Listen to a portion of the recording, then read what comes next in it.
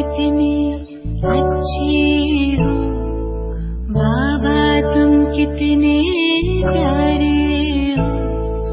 सच कहते हैं हम, एक तुम ही अपनी आँखियों के तारे हो। बाबा तुम कितने अच्छे हो, बाबा तुम कितने प्यारे हो। सच कहते हैं हम, एक तुम ही अपनी आँखियों के तारे हो। बाबा तुम कितने अच्छे हो।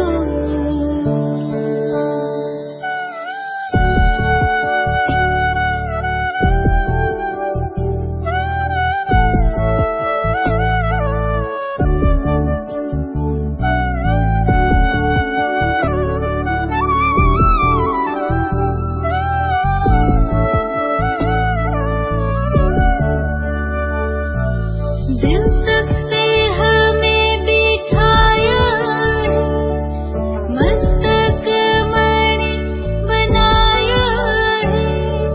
गुण ज्ञान बजाने दे करके हमें सबसे धनी बनाया है।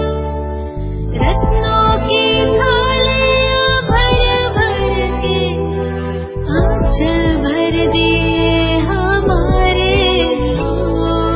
बाबा तुम कितने अच्छे हो।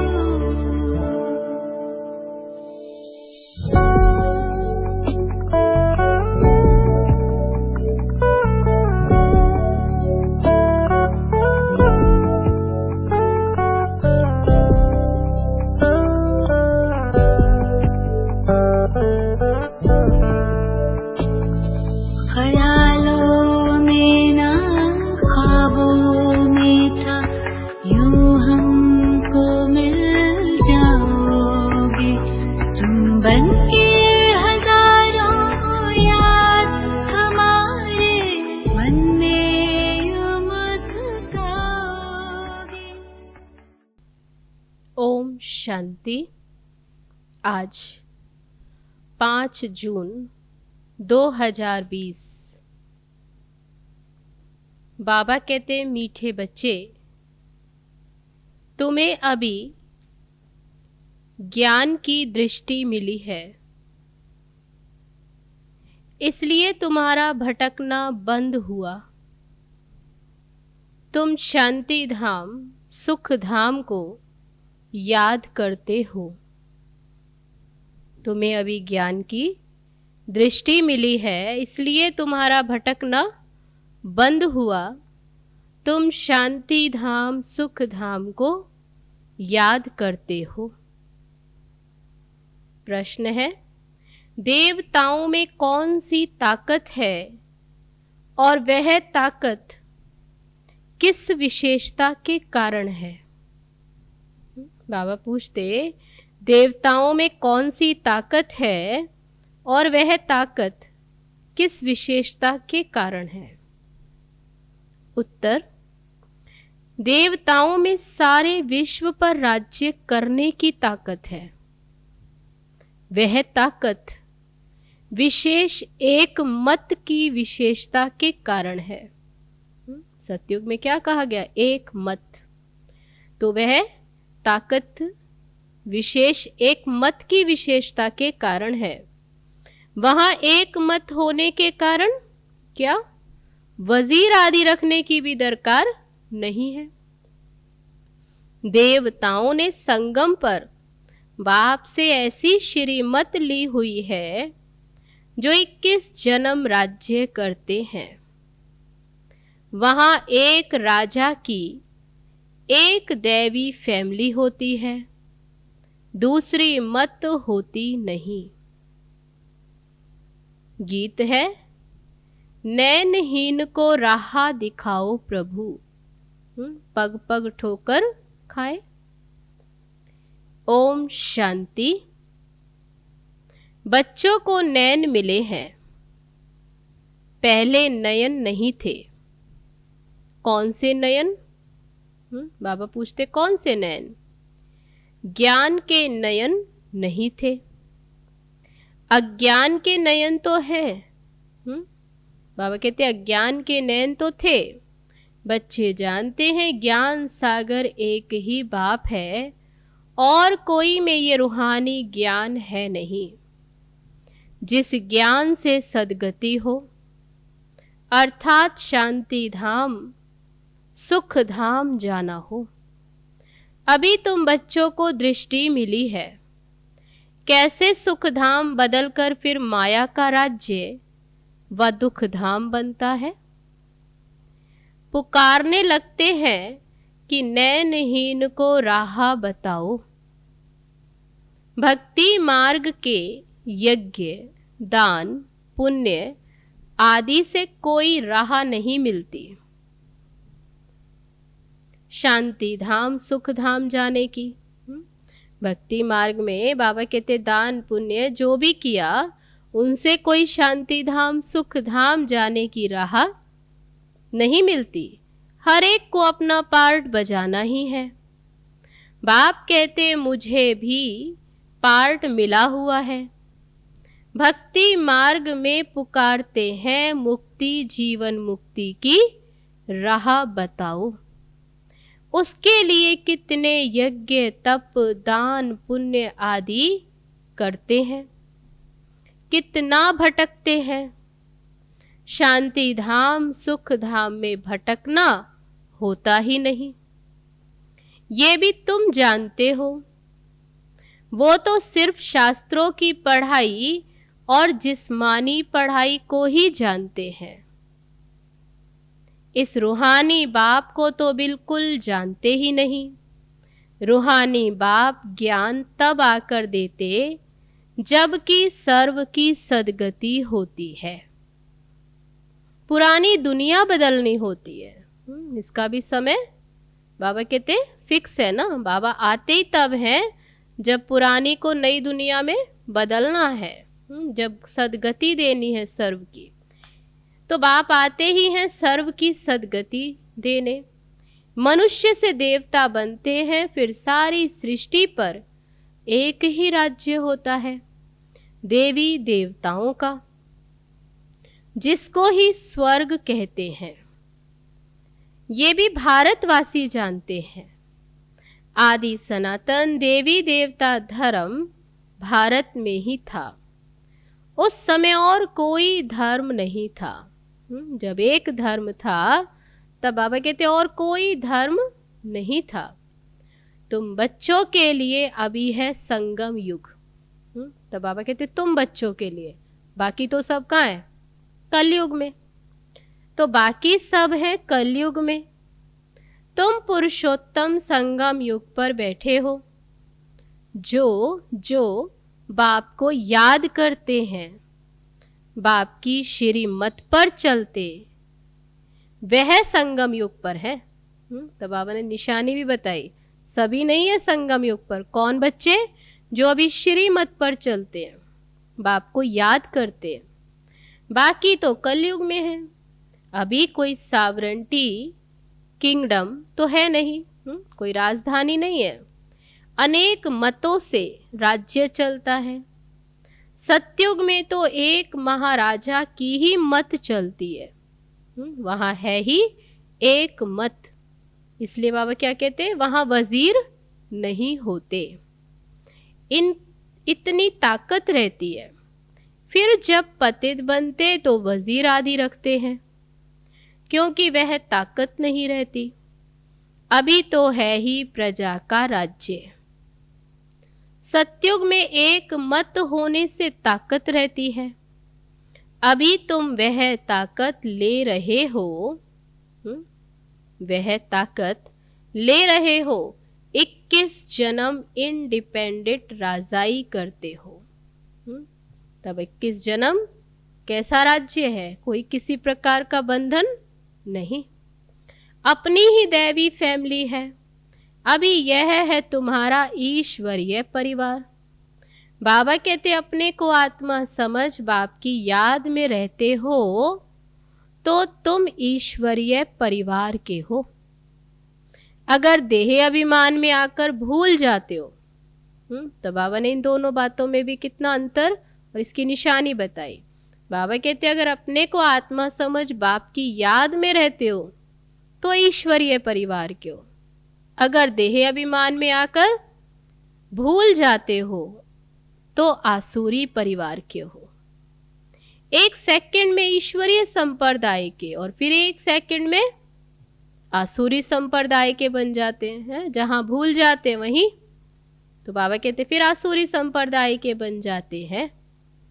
अपने को आत्मा समझ बाप को याद करना कितना सहज है, परंतु बच्चों को मुश्किल लगता है। बाप कहते हैं अपने को आत्मा समझ और बाप को याद करेंगे तो विकर्म विनाश होंगे।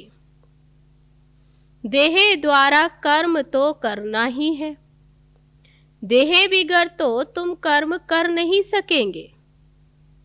कोशिश करनी है काम काज करते भी हम बाप को याद करें, परंतु यहाँ तो बिगर काम भी याद नहीं कर सकते। बाबा कहते मधुबन आए हो तो यहाँ तो कोई काम है भी नहीं, तो बाबा कहते यहाँ तो बिगर काम भी याद नहीं कर सकते हैं, बार बार भूल जाते हैं। यही मेहनत है। भक्ति में ऐसे थोड़े ही कहा जाता है कि सारा दिन भक्ति करो, उसमें टाइम होता है सवेरे शाम व रात। फिर मंत्र आदि जो मिलते वह बुद्धि में रहते। अनेकानेक शास्त्र हैं, वह भक्ति मार्ग में पढ़ते हैं। तुमको तो कोई पुस्तक आदि नहीं पढ़ना। यहाँ कोई पुस्तक ऐसा है जो वही पढ़ना है? बाबा कहते यहाँ कोई पुस्तक आदि पढ़ने की बात नहीं, ना बनाना है। ये मुरली छपाते हैं रिफ्रेश होने के लिए, बाकी कोई भी किताब आदि नहीं रहेंगी, ये सब खत्म हो जाएगी। ज्ञान तो है ही एक बाप में, एक बाप ही है जो ज्ञान का सागर है। अभी देखो ज्ञान विज्ञान भवन नाम रखते हैं, जैसे कि वहां योग और ज्ञान सिखलाया जाता है। बिगर अर्थ ऐसे ही नाम रख देते हैं। बाबा कहते ऐसे ऐसे नाम रखते हैं, अर्थ कुछ नहीं, कुछ भी पता नहीं कि ज्ञान क्या है और विज्ञान क्या है। तुम अभी ज्ञान और विज्ञान को जानते हो। योग से होती है हेल्थ, जिसको विज्ञान कहा जाता, और यह है ज्ञान, जिसमें वर्ल्ड की हिस्ट्री ज्योग्राफी समझाई जाती है। वर्ल्ड की हिस्ट्री ज्योग्राफी कैसे रिपीट होती है वह भी जानना है, परंतु वह पढ़ाई है हद की। यहाँ तो तुमको बेहद की हिस्ट्री ज्योग्राफी बुद्धि में है। हम कैसे राज्य लेते हैं, कितना समय और कब राज्य करते हैं, कैसे राजधानी मिली थी, ये बातें और कोई की बुद्धि में नहीं है। बाबा कहते बातें अभी तुम समझते हो कि ये राज्य कब लेते, कितना समय और कब राज्य करते थे। बाप ही नॉलेजफुल है। ये सृष्टि का चक्र कैसे फिरता ये बाप ही समझाते हैं।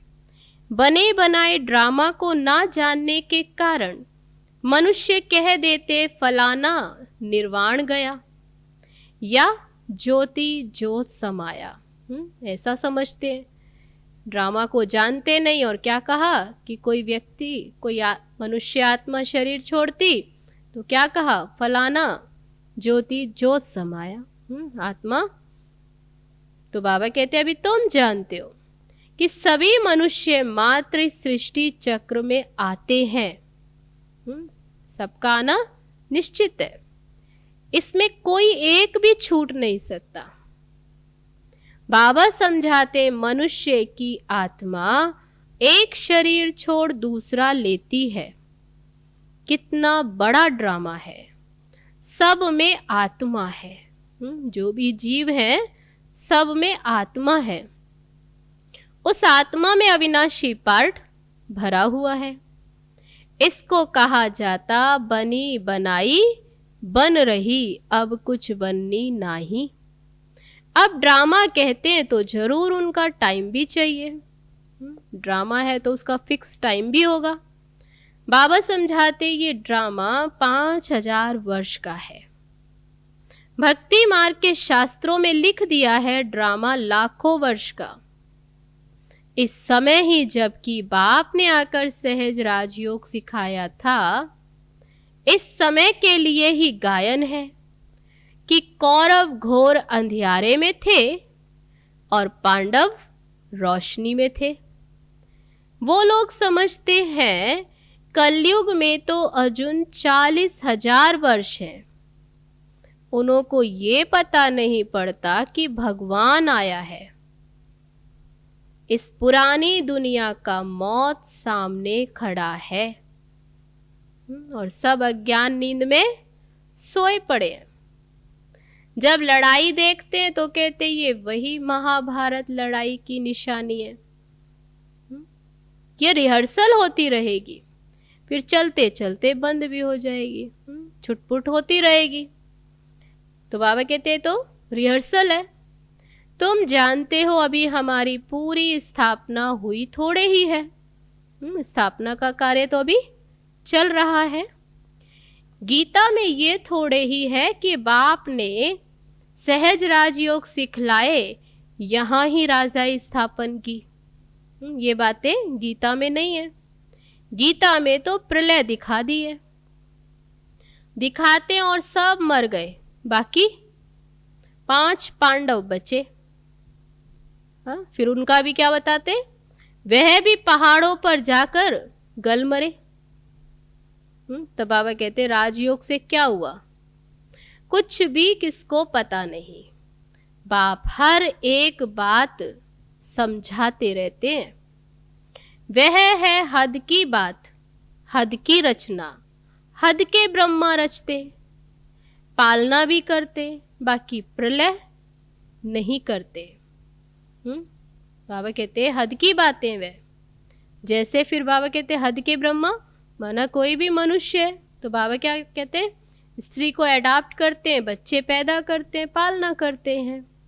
अब बाप तो है बेहद का, बाप भी आकर अडॉप्ट करते हैं। किसको कहते हैं, मैं इनमें प्रवेश कर तुम बच्चों को ये नॉलेज सुनाता हूं, इन द्वारा बच्चों को रचता हूं। किन द्वारा, ब्रह्मा के द्वारा। तो बाप भी है, फैमिली भी है। ये बड़ी बातें गुह्य हैं, बहुत गंभीर बातें हैं, मुश्किल कोई की बुद्धि में बैठती है। बाबा जो बातें सुनाते, बाबा कहते मुश्किल कोई की बुद्धि में बैठती हैं। अब बाप कहते पहले पहले तो अपने को आत्मा निश्चय करो। आत्मा ही एक शरीर छोड़ दूसरा लेती है। शरीर पर ही भिन्न भिन्न नाम पड़ते हैं। नाम, रूप, फीचर सब भिन्न भिन्न है। तो बाबा कहते एक ना मिले दूसरे से, एक के फीचर दूसरे से नहीं मिलते। हर एक आत्मा के जन्म जन्मांतर के अपने फीचर्स हैं, अपनी एक्ट ड्रामा में नूंधी हुई है, इसलिए इसको बना बनाया ड्रामा कहा जाता है। अभी बेहद का बाप कहते हैं, क्या कहते, मुझे याद करो तो विकर्म विनाश हो। तो हम क्यों ना बाप को याद करें। बाबा इतनी अच्छी युक्ति बताते हैं, याद करो। तो बाबा कहते क्यों नहीं याद करो, अपने से पूछो। यही तो मेहनत की बात है।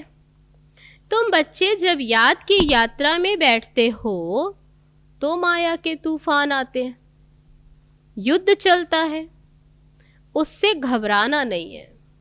माया तो आएगी है, वो तो क्या करती है, बुद्धि योग तुड़वाती है बाप की ओर से। इसलिए बाबा कहते घबराना नहीं। माया घड़ी घड़ी याद को तोड़ेगी। संकल्प विकल्प ऐसे ऐसे आएंगे जो एकदम माथा खराब कर देंगे। तुम मेहनत करो, बाप ने समझाया है। इन लक्ष्मी नारायण की कर्म इंद्रियां वश कैसे हुई। ये संपूर्ण निर्विकारी थे, ये शिक्षा इन्हों को कहाँ से मिली? लक्ष्मी नारायण के लिए कहा गया कि वे संपूर्ण निर्विकारी, लेकिन उन्हें यह शिक्षा मिली कहाँ से जो वे संपूर्ण निर्विकारी बने?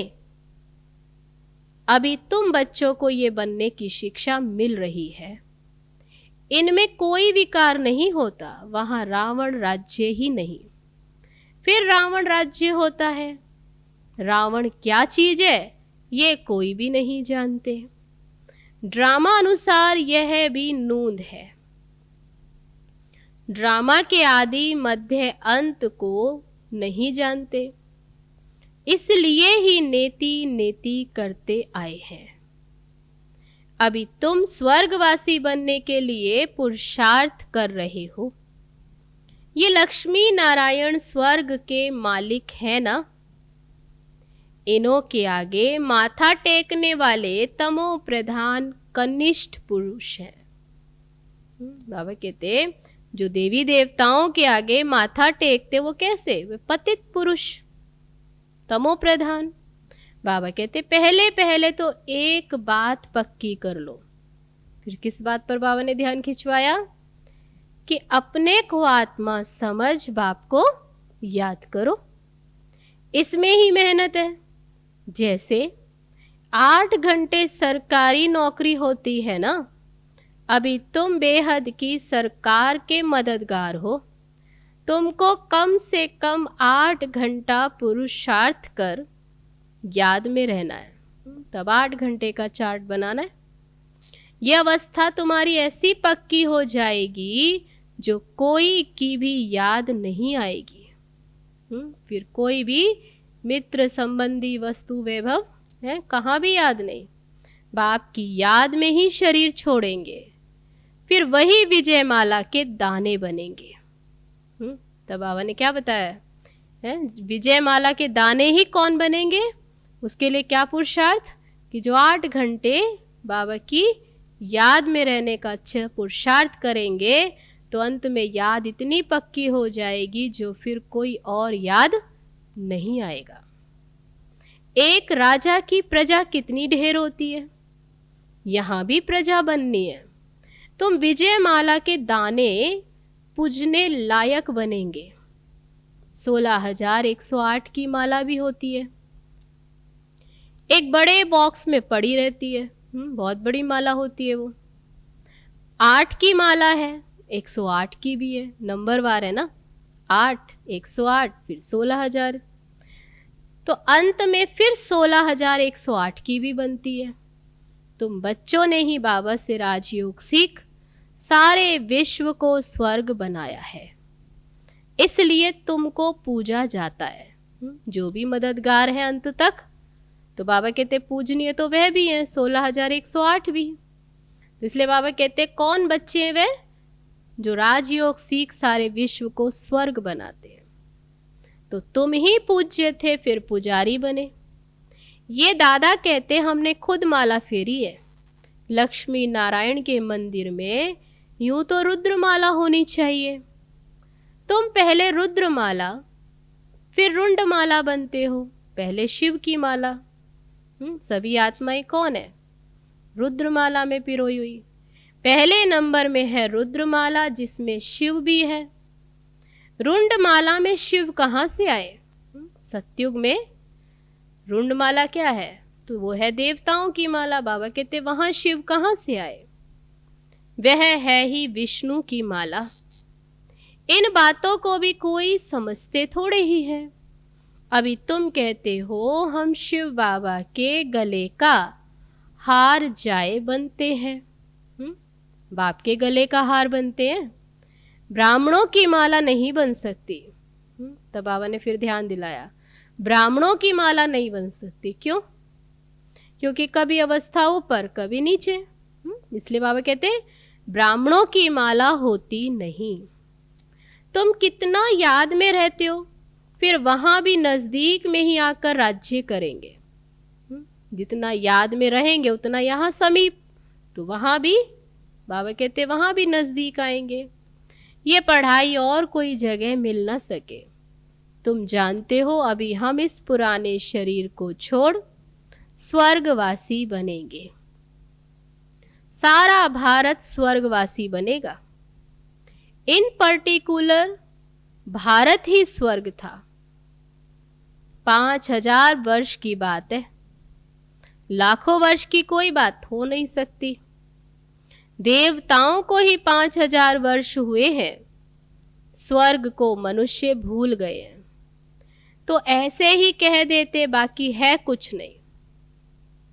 इतना पुराना संवत आदि है थोड़े ही, है ही सूर्यवंशी चंद्रवंशी। फिर और धर्म वाले आते हैं, पुरानी चीजें काम क्या आएंगी। कितना खरीद करते हैं, पुराने चीज की बहुत वैल्यू करते हैं। जो जितना कहे इतने हजारों वर्ष। तो बाबा कहते देखो उनकी कितनी कीमत लगाते हैं। तब बाबा कहते सबसे वैल्यूबल है शिव बाबा। कितने शिवलिंग बनाते, आत्मा इतनी छोटी बिंदी, ये किसको भी समझ में नहीं आता। अति सूक्ष्म रूप है। जब आत्मा बिंदी है तो बाप भी तो अति सूक्ष्म बिंदी। देखो रूप कितने बड़े बड़े बनाते। फिर बाबा ही समझाते इतनी छोटी बिंदी में इतना पार्ट नुधा हुआ है। ये ड्रामा रिपीट होता रहता है। ये ज्ञान तुमको वहां नहीं रहेगा। अभी तुम बहुत समझदार नॉलेजफुल बाप से सब सुनते हैं राज। तो बाबा कहते लेकिन ये नॉलेज फिर तुम्हें वहां नहीं रहेगी, ये प्राय लोप हो जाती है। तो फिर कोई सहज राजयोग सिखा कैसे सकते। ये सब भक्ति मार्ग के लिए बैठ बनाया है। अभी बच्चे जानते हैं बाप द्वारा ब्राह्मण, देवता और क्षत्रिय ये 3 धर्म स्थापन हो रहे हैं। कहाँ के लिए? भविष्य नई दुनिया के लिए। अभी बाप आते हैं ब्राह्मण धर्म स्थापन करते, जिससे देवता और क्षत्रिय तो 3 धर्म स्थापन हुए। ये पढ़ाई जो तुम पढ़ते हैं, बाबा कहते अभी पढ़ते हो दुनिया में, वह पढ़ाई जो तुम पढ़ते हो वह इस जन्म के लिए। दुनियावी जो भी पढ़ाई वो यहाँ ही समाप्त हो जाती है। और अभी तुम जो पढ़ाई पढ़ते हो ये भविष्य 21 जन्मों के लिए। इनकी प्रारब्ध तुमको नई दुनिया में मिलनी है। ये पढ़ाई होती है संगम युग पर। यह है पुरुषोत्तम संगम युग। मनुष्य से देवता तो जरूर संगम पर बने होंगे। बाबा बच्चों को सब राज समझाते हैं।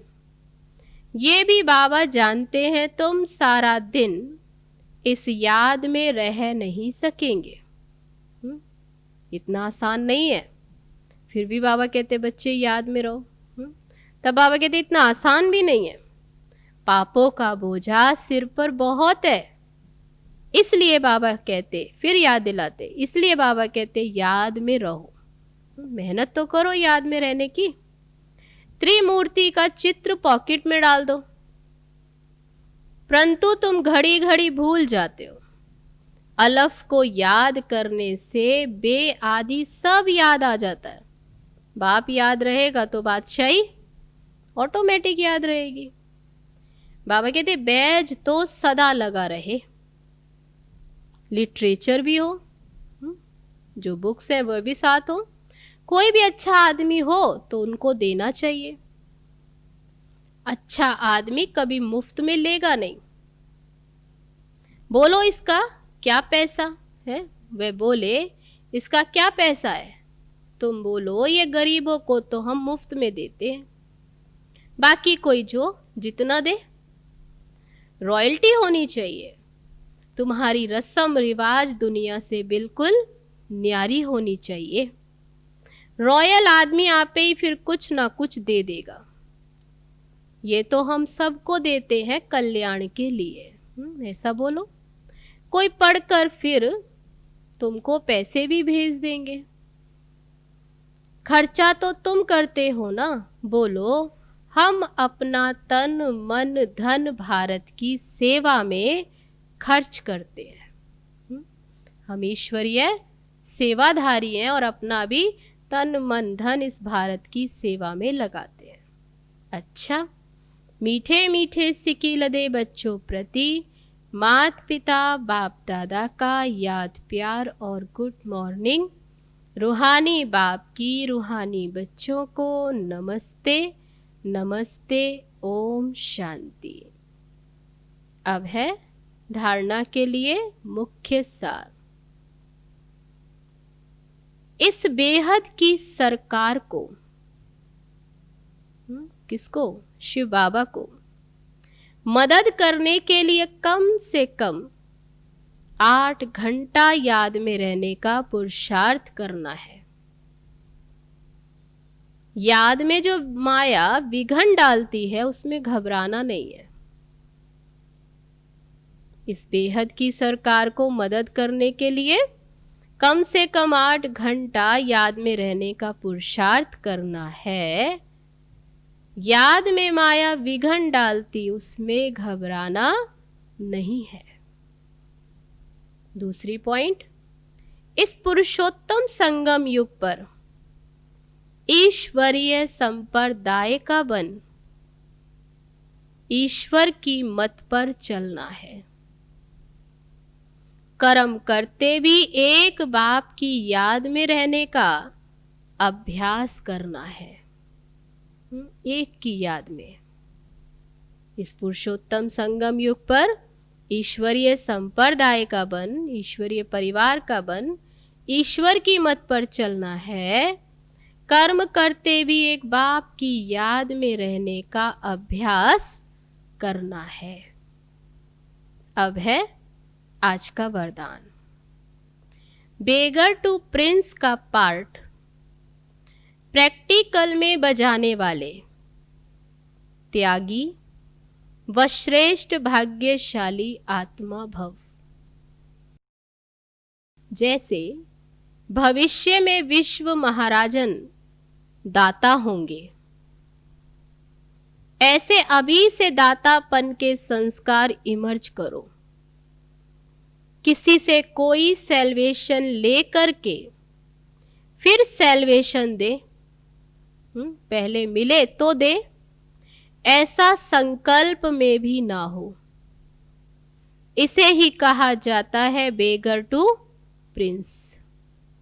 स्वयं लेने की इच्छा वाले नहीं, इस अल्पकाल की इच्छा से बेगर। ऐसा बेगर ही संपन्न मूर्त है। जो अभी बेगर टू प्रिंस का पार्ट प्रैक्टिकल में बजाते हैं, उन्हें कहा जाता है सदा त्यागी व श्रेष्ठ भाग्यशाली। त्याग से सदा काल का भाग्य स्वतः बन जाता है। तो बाबा ने किस बात पर ध्यान दिलाया? त्याग से सदा काल का भाग्य स्वतः बन जाता है, क्योंकि जो त्यागी है वही श्रेष्ठ भाग्यशाली, जो सदा के त्यागी। तो आज का वरदान, बेगर टू प्रिंस का पार्ट प्रैक्टिकल में बजाने वाले त्यागी व श्रेष्ठ भाग्यशाली आत्मा भव। अब है आज का स्लोगन। सदा हर्षित रहने के लिए साक्षीपन की सीट पर दृष्टा बनकर हर खेल देखो। सदा हर्षित रहने के लिए साक्षीपन की सीट पर दृष्टा बनकर हर खेल देखो। तो ये थे बाबा के आज के महावाक्य, जिसमें बाबा ने कहा तुम्हें अभी ज्ञान की दृष्टि मिली है, इसलिए तुम्हारा भटकना बंद हुआ। अर्थात तीसरा नेत्र मिला, इसलिए भटकना बंद हुआ। तुम शांति धाम सुख धाम को याद करो। अच्छा, ओम शांति। चलो बाबा की याद में।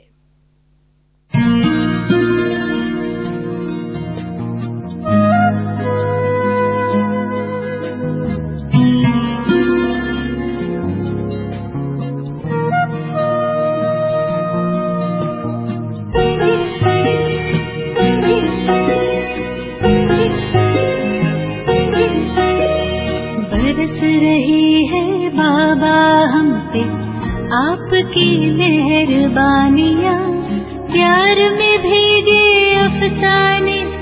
कहती है जिंदगानियाँ।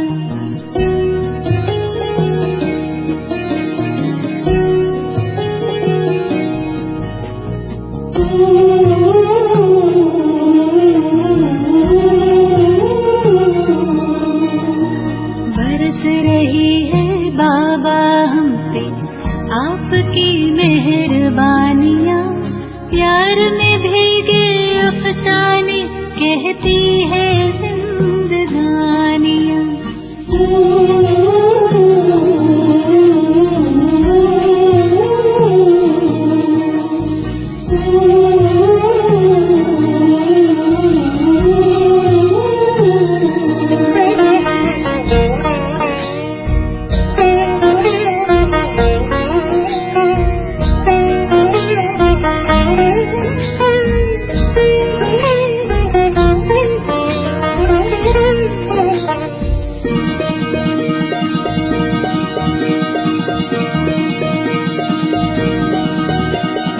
अगम निगम के भेद खुले, सृष्टि नाटक को जान गए, दिव्य दृष्टि दी आपने तो हर पर्दे में पहचान गए।